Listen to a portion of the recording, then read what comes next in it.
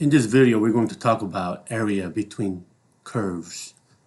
Let's say you have two functions, f of x and g of x, and you want to find the area.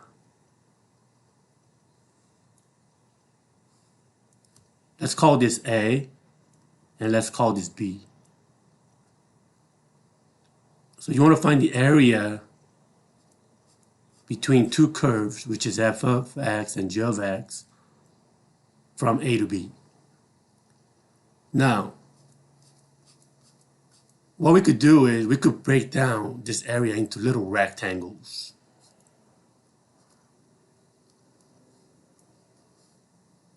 Okay? Just imagine, you're going to break down this area into a bunch of little rectangles. And what we're going to do is we're going to add up those little area of those little rectangles. So eventually we will get the area between the two curves. So what will be the height of this rectangle then? Well, it will be the f of x from distance from here to f is f of x. And distance from x axis to g of x is g of x. The distance that we want is this right here. So eventually the height of the rectangle will be f of x minus g of x. Top minus the bottom. And what about the width? The width will be just dx or delta x. So the area that you need to find is the integral, because we're adding all the areas of rectangle, summation. Integral from A to B of the area of all the rectangles. So it's going to be the height, which is f of x, minus g of x. That is the height of the rectangle. And what was the width? dx. So this is a formula that you need to remember in order to find the area between two curves. And we're going to look at some examples. Let's say you want to find the area between e to the x and radical x from x equals 0 to x equals 1. So what is the area bounded by e to the x, radical x, and x equals 0, and x equals 1? Well, that's this area right here. Let's find the rectangle. Let's look at the rectangle here. Just imagine. Just take, let's choose a rectangle inside that area. What will be the height? Height is top minus the bottom, which is e to the x minus radical x. What about the width? Width is dx. So what's the setup? Setup will be integral from 0 to 1 of e to the x minus radical x quantity dx. Now all you got to do is, in order to find the area, you have to evaluate this integral. So you get e to the x. And what's the integral of x to 1/2? It's going to be minus x to the 3 over 2 over 3 over 2, which is 2 over 3, from 0 to 1. So it's going to be e minus 2 over 3 minus quantity e to the 0, which is 1, minus 0. So you end up getting e minus 5 over 3. And let's find the area enclosed by these two curves. Well, you may use your graphing calculator, and you'll notice that this is a parabola going downwards. And this is a linear line, so it goes like this. And so basically we want the area of this right here enclosed by those two curves. So we need to find the intersection of these 2 points. well, you may use your calculator, and algebraically, what you need to do is you could set these two equations together.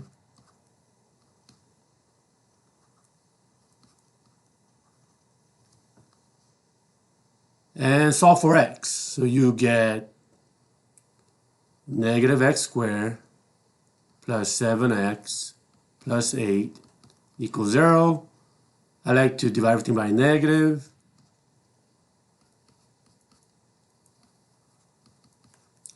Factor, you get x minus 8, x plus 1. So x is 8 and x is negative 1. So this enclosed curve goes from x equals negative 1 to x equals 8. So our setup to find the area of this curve would be integral from negative 1 to 8. And what is the height of the rectangle? The height will be top minus bottom, which is 10x minus x squared minus a quantity 3x minus 8. And then our width is dx. So this is our setup right here. And all you got to do is evaluate that to find the area. This, you could do it by hand. Also, you could do it by a calculator. And you should get 121.5.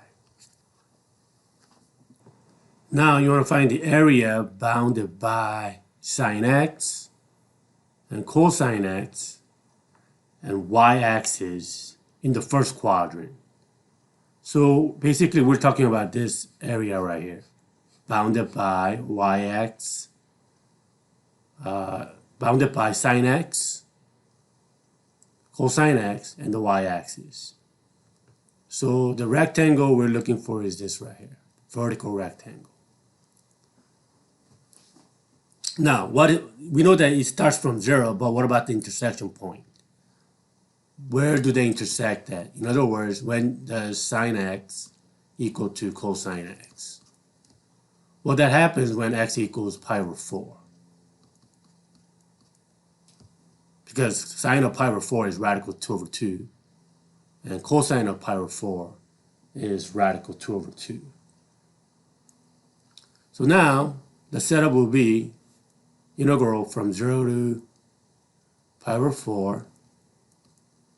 And then the height of the rectangle will be top minus the bottom, which is cosine x minus sine x.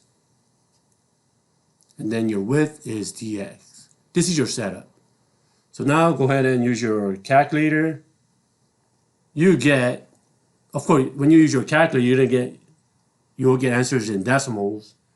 You get radical 2 minus 1. Now you want to find the area that is bounded by y equals radical x, y equals x minus 2, and the x-axis in the first quadrant. So basically we're looking for this area right here. Now in order to find this area using vertical rectangle, we need to split this area into two parts. So my first area that I need to find,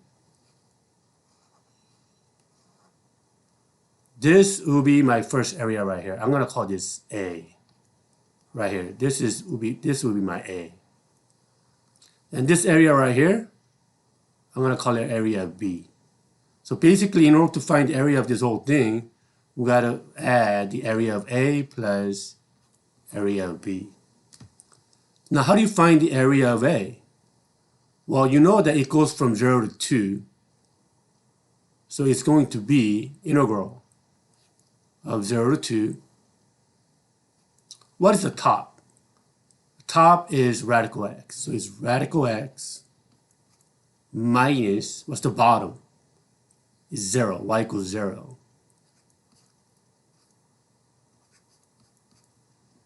And that equals to area A.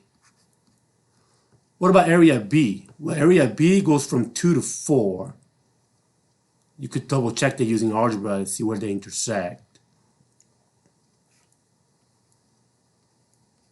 Then what is the top curve? It's radical x minus quantity, the bottom, x minus 2. That'll be the height of the rectangle here. And dx. That is the area of B. So when you add up these two areas, you'll get the area that we want.